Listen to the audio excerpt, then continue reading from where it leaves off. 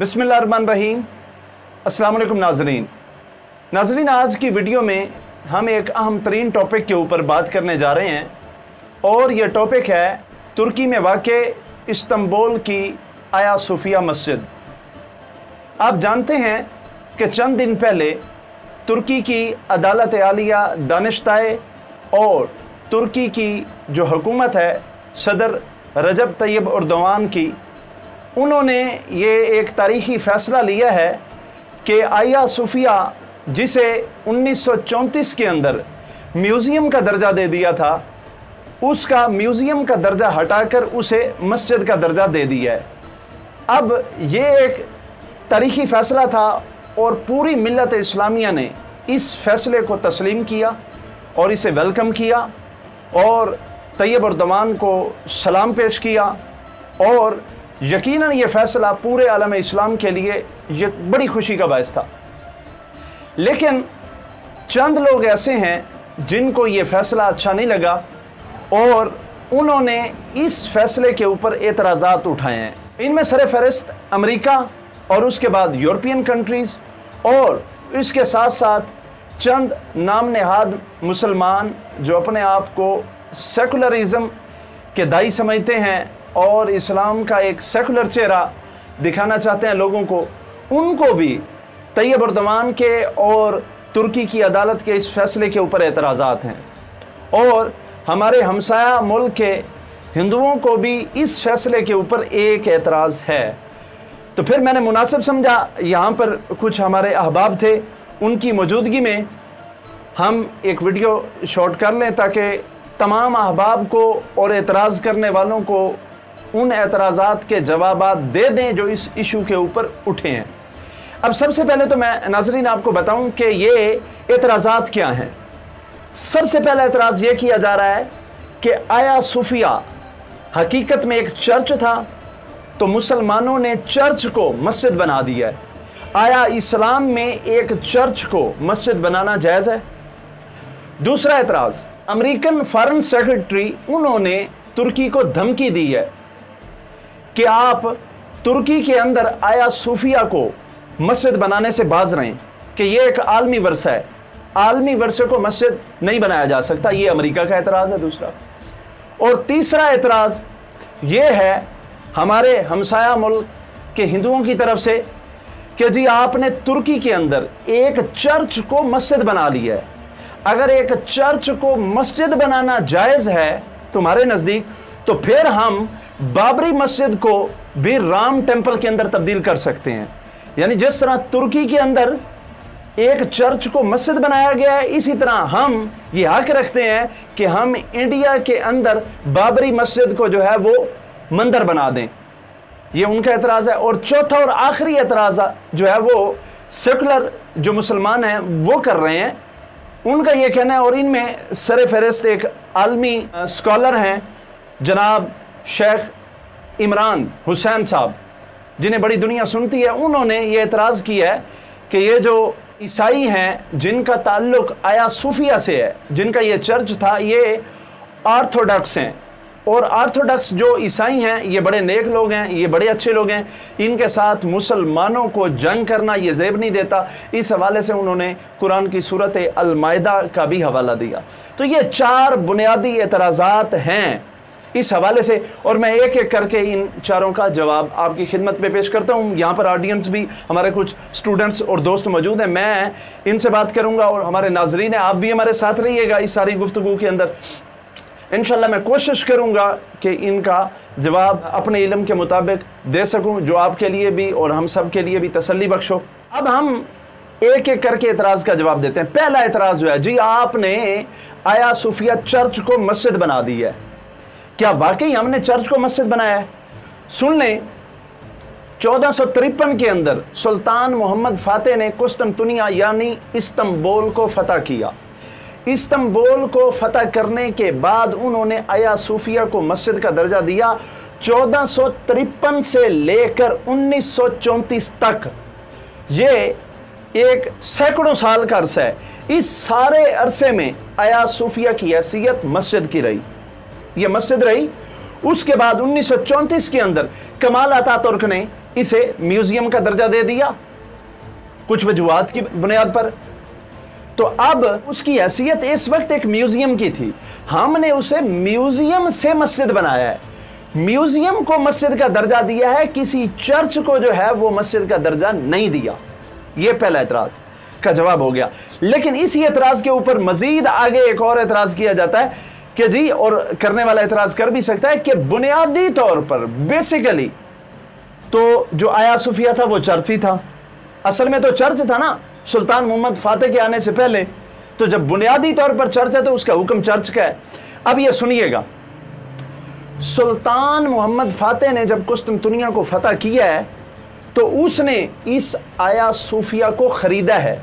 आया सूफिया हकीकत में चर्च था, लेकिन सुल्तान मोहम्मद फातेह ने इसे खरीदा। और यह कोई हवा के अंदर बातें नहीं है, बल्कि उसके जो कागजात हैं वो इस वक्त भी तुर्क हुकूमत के पास मौजूद हैं। वो मुकम्मल एविडेंस दस्तखत के साथ मौजूद हैं, जिनके अंदर ईसाई जो थे वहां पर उन्होंने रकम वसूली की, उस रकम वसूली की रसीदें इस वक्त तक अभी मौजूद हैं। और जो अल जजीरा टीवी है, इन्होंने, जिसे पूरी दुनिया के अंदर एक सनद के तौर पर समझा जाता है, इन्होंने वो असल जो कॉपीज हैं, जो डॉक्यूमेंट्स हैं, उन्हें अल जजीरा के ऊपर शाया भी किया है, उनके सोशल मीडिया के ऊपर भी ये वायरल हैं। तो भाई ईसाइयों ने इस चर्च को बेचा, जब मुसलमानों ने इसकी रकम अदा कर दी और फिर उसे खरीद लिया, तो अब उसके बाद सुल्तान मोहम्मद फातेह ने इसे मस्जिद बनाया। तो जिस चीज की मुसलमान कीमत भर चुके हैं तो वो मुसलमानों की, अब मुसलमानों की मर्जी, इसके ऊपर जो मर्जी बनाए। तो सुल्तान मोहम्मद फातेह ने इसे खरीदने के बाद इसे मस्जिद बनाया है। तो ये एतराज नहीं बनता आपका कि जी आपने एक चर्च को मस्जिद बना दिया। जब आपने उसकी रकम वसूली कर ली तो उसकी चर्च की जो हैसियत है वो खत्म हो गई। और इसके साथ मजीद और ये भी सुने, देखें, आज हमने यानी तुर्क हुकूमत ने ये इस मस्जिद को जो हकीकत में मस्जिद ही थी 1453 के बाद, उसे म्यूजियम से मस्जिद का दर्जा दिया। तो आपने एतराज किया। अगर वाकई ईसाइयों के नज़दीक ये जो चर्च है इसकी बड़ी अहमियत थी, तो जब कमाल अतातुर्क ने 1934 के अंदर इसको चर्च से या मस्जिद से हटाकर इसे म्यूजियम का दर्जा दिया है, तो आपने उस वक्त एतराज क्यों नहीं किया जी? आपको चाहिए था, आपका चर्च म्यूजियम बनाया जा रहा है, तो आपने उस वक्त एतराज ही नहीं किया। आप उसके म्यूजियम बनने के ऊपर राजी हो गए। आप राजी क्यों हुए थे? तमाम ईसाई खामोश रहे हैं जब इसे म्यूजियम बनाया गया।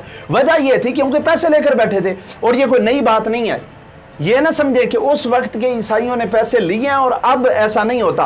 पूरा अमेरिका भरा पड़ा है, रोजाना हर दूसरे चौथे दिन अमेरिका के अंदर कितने चर्च हैं जिन्हें ईसाइयों ने बेचा है और अल्हम्दुलिल्लाह मुसलमानों ने उन्हें खरीदा है।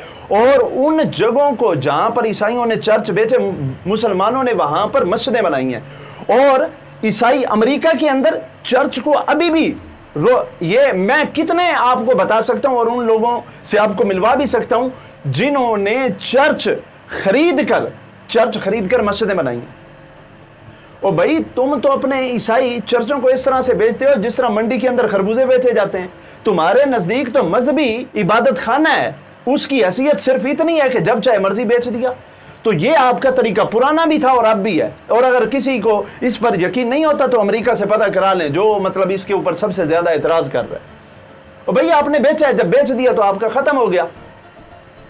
अब इसके साथ मजीद ये भी सुने कि ये जो आया सूफिया था ये सिर्फ चर्च की हैसियत से नहीं था, बल्कि ये एक सियासी जगह थी। ईसाइयों के तमाम सियासी और अस्करी फैसले आया सूफिया चर्च में होते थे। उस वक्त जब सारे सियासी फैसले और अस्करी फैसले आया सूफिया चर्च के अंदर होते हैं, तो एक फातेह जब फातेह की हैसियत से दाखिल होता है, वो उस जगह को सबसे पहले खत्म करता है जहां पर सियासी और अस्करी फैसले लिए जाते हैं।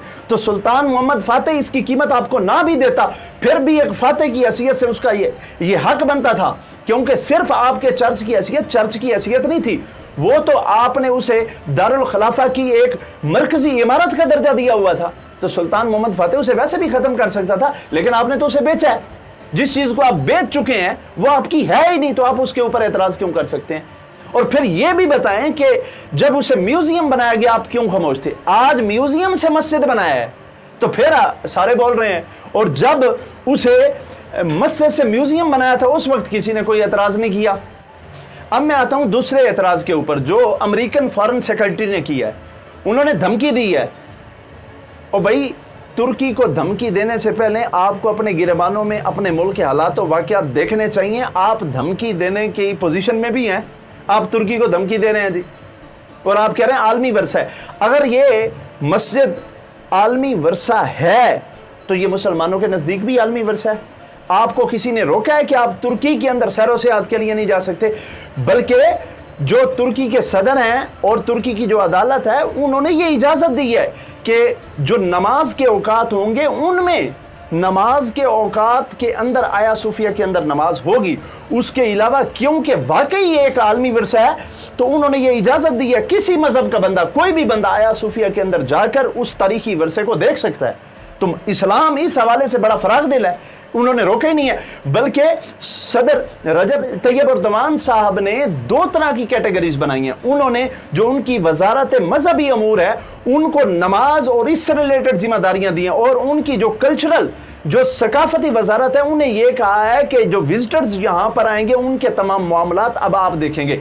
यानी एक मस्जिद को दो वजारतों के उन्होंने अंडर कर दिया। तो यह जो एतराज है जो आलमी वर्षे को कायम रखा गया है, सिर्फ उसे म्यूजियम के दर्जे से हटाकर मस्जिद का दर्जा दिया गया।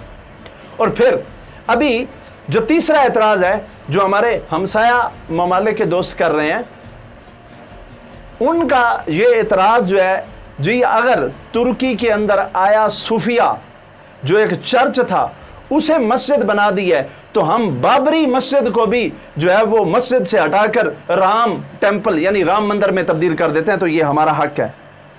आपका कोई हक नहीं है, आपके पास ये दलील ही कोई नहीं है कि आप बाबरी मस्जिद को टेंपल बना सकें। बाबरी मस्जिद में और आया सूफिया मस्जिद के अंदर बड़ा फर्क है। आया सूफिया मस्जिद ईसाइयों ने बेची है, यानी वो चर्च था ईसाइयों ने बेचा, मुसलमानों ने उसकी कीमत अदा की है और उसके मुकम्मल एविडेंस मौजूद हैं। जब उन्होंने बेच दिया, हमने वो खरीदा, वो जगह हमारी, अब हम वहां पर मस्जिद बना सकते हैं। लेकिन आपके मुल्क की अदालत को, वो मुसलमानों की अदालत नहीं है, वो इंडियन अदालत है।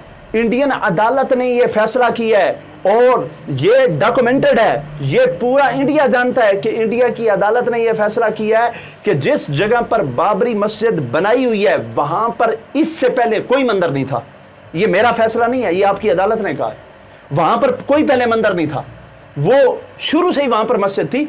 और जब आपकी अदालत ने यह कह दिया कि बाबरी मस्जिद की जगह पर पहले कोई मंदिर नहीं था, यह शुरू से ही मस्जिद है, तो क्या बाबरी मस्जिद किसी मुसलमान ने आपको बेची है? क्या किसी मुसलमान ने बाबरी मस्जिद को बेचकर आपसे पैसे लिए हैं? हमने तो अपने इबादत खाने बेचे नहीं है और ना ही हमारा मजहब हमें इस बात की इजाजत देता है। अगर हमने बाबरी मस्जिद आपको बेची होती तो फिर आप वहां पर बनाने के अहल होते, फिर आप ये बात कर सकते थे। तो आप बाबरी मस्जिद वाले को वहां पर ना मिलाएं, वहां पर ईसाइयों ने उस चर्च को बेचा था, लेकिन अल्हम्दुलिल्लाह हमने ना अपने ईमान का सौदा किया और ना अपनी आखिरत का सौदा किया। बाबरी मस्जिद मुसलमानों का ही हक है। आप जबरदस्ती फैसले लेकर अदालतों से वहां पर मंदिर तमीर करते रहें, जो मर्जी करें, ये फिर तकदीर के फैसले हैं, हालात अपने फैसले खुद करवाता है। लेकिन असूलन इंसानियत के तकाजे के मुताबिक आपका वहां पर मंदिर बनाने का कोई हक नहीं है। और इन हालात के अंदर जब आपकी अपनी अदालत कह दे कि बाबरी मस्जिद की जगह पर पहले किसी किस्म का कोई मंदिर नहीं था, खैर ये मैंने आपके एतराज का जवाब दे दिया। अब आखिरी मेरा जो जवाब है वो उन मुसलमान सेकुलर लोगों के लिए है जो बैठे बैठाए मुसलमानों के अंदर जो है वो तफरीक डालने की कोशिश कर रहे हैं। और इतने अहम मामले के ऊपर जब पूरी उम्मत मुस्लिमा खुश थी तो ये चंद एक लोग जो हैं उन्होंने अपने आप को जो है वो सेकुलरिज्म का प्रचार करने के लिए, अपने आप को सेकुलरिज्म का अलंबरदार साबित करने के लिए जो है वो ये सारी बात की है। इसमें सबसे पहले तो मैं शेख इमरान हुसैन का इंतहाई अदब के साथ उनके एतराज़ का जवाब दूंगा। यकीनन वो बहुत बड़े स्कॉलर हैं, दुनिया उन्हें सुनती है। आपने सूरत मायदा की आयत का हवाला देते हुए ये कहा कि जी जो आया सूफिया चर्च के ईसाई थे वो ऑर्थोडॉक्स थे और ऑर्थोडॉक्स ईसाई बड़े नेक थे, लिहाजा उनके चर्च को मस्जिद में तब्दील नहीं करना चाहिए, उनके साथ मुसलमानों को जंग नहीं करना चाहिए। इस्लाम के अंदर जो है उन्हें बड़ा अच्छा बताया गया है, लिहाजा उनके साथ जंग ठीक नहीं है, उनके साथ लड़ाई ठीक नहीं है।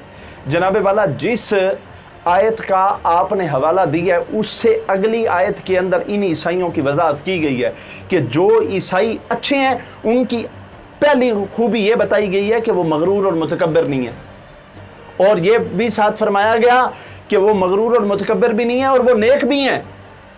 क्या आप अपने दिल पर हाथ रखकर बताएं कि यही ऑर्थोडॉक्स पिछली कई दहाइयों के अंदर मुसलमानों के ऊपर जिस तरह से जुल्म और सितम करते रहे हैं, ये बड़े नेक हैं? क्या ये मगरूर और मुतकब्बिर नहीं है? और आपका ये कहना कि जी ऑर्थोडॉक्स के साथ जो है वो तो मुसलमान की जंग हो ही नहीं सकती, ये सरासर गलत बात है। और मेरे ख्याल में आपको बहुत बड़ा मुगालता लगा। मैं आपको इस्लामी तरीक से हवाला देना चाहूंगा। आप ये देखें कि नबी करीम सल्लल्लाहु अलैहि वसल्लम के दौर के अंदर गज़वा तबूक की जंग हुई है। गज़वा तबूक की जो जंग हुई है वो किन से हुई थी? वो हरकल से हुई। जो वो कौन थे जिनके साथ ये जंग हुई है? वो ऑर्थोडॉक्स ईसाई थे। नबी करीम सल्लल्लाहु अलैहि वसल्लम ने उनके साथ जंग नहीं की। अगर वो बड़े अच्छे थे और इस्लाम में उनके साथ जंग करना जायज ही नहीं थी तो नबी करीम सल्लल्लाहु अलैहि वसल्लम ने क्यों की? उनके साथ अगर वो जालिम हो तो जंग हो सकती है। इस्लाम, और ये एक बुनियादी असूल है, इस्लाम किसी मजहब से जंग नहीं करता, इस्लाम किसी इलाके से जंग नहीं करता। इस्लाम की असल जंग जुल्म के खिलाफ है। कोई भी इंसान जुल्म करेगा, भले वो मुसलमान ही क्यों ना हो, तो इस्लाम उनके साथ जंग करता है। यजीद जैसा कलमा गो भी अगर जुल्म करने के ऊपर उतर आए तो हुसैन जो है वो इस्लाम का झंडा लेकर निकल आएगा। इस्लाम का ये मजाज है। इस्लाम की असल जंग जुल्म से है। ये कैसे हो सकता है कि ऑर्थोडॉक्स ईसाई जो हैं वो जुल्म करते रहे और मुसलमान ये तमाशा देखते रहे?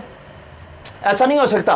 और फिर ये तो मैंने आपको एक हवाला दिया ना गज़वा तबूक वाली जंग का। इसके बाद ये देखें नबी करीम सल्लल्लाहु अलैहि वसल्लम की जिंदगी के अंदर गज़वा मूता हुआ। गज़वा मूता किनके साथ हुआ? क्या वो ऑर्थोडॉक्स ईसाई नहीं थे? वो सारे ऑर्थोडॉक्स ईसाई थे। और फिर उसी जंग के अंदर हजरत उसामा के वालिद हजरत ज़ैद बिन हारिसा शहीद हुए, हजरत अब्दुल्ला बिन रबा शहीद हुए, हजरत अली के बड़े भाई हजरत जाफिर बिन अबी तालिब जिन्हें जाफिर तैयार कहा जाता है, किस तरह मेरे नबी ने शान के साथ फरमाया मेरा जाफिर परों के साथ उड़ता हुआ जन्नत में जा रहा है। नबी करीम सल्लल्लाहु अलैहि वसल्लम ने ऑर्थोडॉक्स ईसाइयों के साथ जिन सहाबा ने जंग की, नबी पाक मदीने में बैठकर उनके लिए दुआएं कर रहे थे और उनकी बशारतें दे रहे थे। आप कहते हैं ऑर्थोडॉक्स ईसाइयों से जंग ही नहीं हो सकती। अगर वो जुल्म करेंगे तो उनका रास्ता किसने रोकना है? इस्लाम अमन कायम करने के लिए हर एक से जंग कर सकता है, ये याद रखें। हम जो ऐसे ईसाई जो अमन के अंदर रहते हैं, जो हमारे मुल्क के अंदर हैं, हम उनका एहतराम करेंगे। जो जुल्म नहीं करेंगे, चाहे वो ईसाइयों का कोई भी फिरका हो, हम उनके खिलाफ कोई जो है वो अस्करी सोच नहीं रखते। लेकिन अगर कोई जुल्म करेगा तो जुल्म का रास्ता तो रोकना है। ये तो दुनिया का कोई मजहब भी ये इजाजत नहीं देता कि दुनिया के ऊपर जुल्म होता रहे और इंसान हाथ के ऊपर हाथ बैठकर रखे दे। ये तो दुनिया के किसी मजहब में भी जायज नहीं। तो जनाबे वाला, अच्छा एक और बात, ये जो सेकुलर लोग हैं जो बैठकर यहां पर आपको पता नहीं किसको आप खुश करना चाहते हैं। जनाबे वाला, सबसे पहले इस इशू के ऊपर एतराज उठाया है अमेरिका ने। मुझे यह बताएं, क्या अमेरिका के अंदर जिन ईसाइयों ने यह एतराज उठाया है वो ऑर्थोडॉक्स हैं? नहीं, ऑर्थोडॉक्स ने यह मस्जिद बनने पर, म्यूजियम से मस्जिद बनने पर उन्होंने तो एतराज ही नहीं उठाया। आप ये सुने कि जो ऑर्थोडॉक्स ईसाई थे जिन्होंने आया सूफिया चर्च को बेचा और वो वहां से दरबदर हुए, उसके बाद वो कहां गए? वो आज बैठे हैं रशिया के अंदर। उन्होंने तो रशिया के अंदर आकर अपना मरकज बनाया है। उनका जो ऑर्थोडॉक्स ईसाइयों का जो इस वक्त मरकज है वो तो रशिया के अंदर है। रशिया से तो कोई सरकारी बयान नहीं आया, उन्होंने तो कोई इतराज किया ही नहीं है। जिनका मरकज था उन्होंने इतराज नहीं किया। अमेरिका को क्या पड़ गया? तुम्हारे अमेरिका वाले ईसाइयों की तो ऑर्थोडॉक्स के साथ जो वो दुश्मनी है। अमेरिका का तो कोई हक ही नहीं बनता इतराज करे। और भाई जिनका वो मरकज था वो तो बैठे रशिया के अंदर, और बल्कि वो तो खुश हुए हैं। वो खुश हुए हैं नाज़रीन, वो खुश हुए हैं। वो खुश इस वजह से हुए हैं, उन्होंने कहा कि पहले शायद ये जो है वो बन जाता, मसलन इसकी ये गुंजाइश थी कि किसी तरह वो जो मस्जिद है वो बाद में चर्च बन जाए, लेकिन अब रशिया के अंदर जो ऑर्थोडॉक्स हैं वो खुश हुए हैं कि चलें जी ये मस्जिद बन गई, अब हमारा जो मरकज़ था वो हमेशा के लिए यही मरकज़। रशिया वालों ने तो भाई कोई एतराज़ नहीं किया, रशिया वाले तो आराम से बैठे हैं, तो अमेरिका को एतराज़ करने की पड़ी क्या है। और आखिरी सवाल इन सेकुलर मुसलमानों से, आपको आज बड़ी फिक्र लगी है, अगर गैरतमंद मुसलमानों ने एक म्यूजियम को मस्जिद बनाया है तो क्या गुनाह किया? पूरी उम्मत रसूल खुश हुई है इस फैसले से, सिर्फ आपको दुख हुआ है। मुझे यह बताएं, आप ईसाइयों की हमायत कर रहे हैं, आपको स्पेन नहीं नजर आता? जब स्पेन के अंदर मुसलमानों के ऊपर जुल्म हुए और ईसाइयों ने मुसलमानों का इलाका हथियाया है, स्पेन मुसलमानों के कब्जे में था, ईसाइयों ने उसके ऊपर कब्जा किया। कब्जा करने के बाद आप बताएं, आलम इस्लाम की अजीम तरीन मस्जिद जो स्पेन के अंदर थी, मस्जिद कर्तबा के साथ इन्होंने क्या किया? इस वक्त मस्जिद कर्तबा के साथ क्या हो रहा है? मस्जिद कर्तबा को इन्होंने म्यूजियम बना दिया है ईसाइयों ने। उस वक्त आप एतराज नहीं कर सकते थे कि इन्होंने मुसलमानों के इबादत खाने को म्यूजियम बना दिया। और सिर्फ म्यूजियम भी नहीं, मजीद ये भी सुने, जो मस्जिद कर्तबा थी उसके एक हिस्से के अंदर एक, और वैसे वो तो बहुत बड़ी है, उसका इलाका ही बहुत, रकबा उसका बहुत ज्यादा है, उसके एक हिस्से के अंदर ईसाइयों ने चर्च भी बनाया है। मस्जिद कर्तबा जो इस्लाम की रूह है, जिसके साथ इस्लामी तारीख वाबस्ता है, ईसाइयों ने उसे हथियाया, उसके ऊपर कब्जा किया और उसके एक हिस्से के अंदर उन्होंने चर्च बनाया, और वो चर्च अभी चल रहा है। वहां पर चर्च के अंदर इबादत करते हैं ईसाई। एक मस्जिद के अंदर चर्च बन गया, आपने एतराज नहीं किया। आपको उस वक्त इस्लाम की कोई गैरत नहीं आई, उस वक्त आप नहीं बोल सकते थे मुसलमानों की मस्जिद के हक में। आज एक म्यूजियम मस्जिद बन गई है, उसका आपको बड़ा दुख हुआ है। अब आपकी बड़ी मोहब्बतें जागी हैं। कभी कर्तबा के मुसलमानों के हक में भी आप बोलते, फिर मजा आना था। वहां पर आप ईसाइयों की खुशनुदी के लिए खामोश रहते हैं। इस तरह का आप मुसलमान हैं, कम अज कम ये जो चंद सेकुलर मुसलमान हैं उन्हें यह नहीं करना चाहिए। अल्हम्दुलिल्लाह ये जो मस्जिद का दर्जा मिला है आया सूफिया मस्जिद को, अल्हम्दुलिल्लाह हम तुर्की के साथ हैं, तुर्की की सोच के साथ हैं, और अल्हम्दुलिल्लाह पूरी मिल्लत इस्लामियों को इसकी खुशी हुई है। तो दोस्तों, ये मैं जितना मुख्तसर अंदाज में जवाब दे सकता था ये मैंने देने की कोशिश की है। नाजरीन, आपकी भी बहुत बहुत मेहरबानी, आप भी यहाँ पर तशरीफ़ लाए। तो इंशाल्लाह अगर किसी दोस्त की अभी तसल्ली ना हुई हो और उसके दिल में कोई एतराज़ बाकी है तो कमेंट्स के अंदर आप एतराज़ कर सकते हैं, मैं इंशाल्लाह उसका जवाब देने की भी कोशिश करूँगा। और अगर ये मामला इस तरह से था, यकीनन मुझे ये जो एतराज़ करने वाले थे इनके एतराज़ पढ़ के मुझे दिल ही बड़ा रंज हुआ था, और ख़ुसूसन ये जो हमारा सेकुलर तबका है इनके एतराज़ात सुन के मुझे बड़ा दुख हुआ था। इस वजह से अगर मेरा अंदाज़ थोड़ा जज्बाती हो गया और मैंने जज्बात के अंदर कोई ऐसी बात की हो जो मुझे नहीं करनी चाहिए थी, तो मैं उसकी माजरत करूँगा। और मेरी अल्लाह ताला से आखिर में दुआ है, अल्लाह ताला हम सबको आसानियाँ अता फरमाए, आसानियाँ तकसीम करने का शर्फ अता फरमाए। अल्लाह ताला आलम इस्लाम को इसी तरह से सरबुलंद रखे, और जो इस्लाम को सरबुलंद करना चाहते हैं अल्लाह उन्हें मज़ीद सरबुलंद फरमाए। वीडियो देखने का बहुत बहुत शुक्रिया। अल्लाह हाफ़िज़।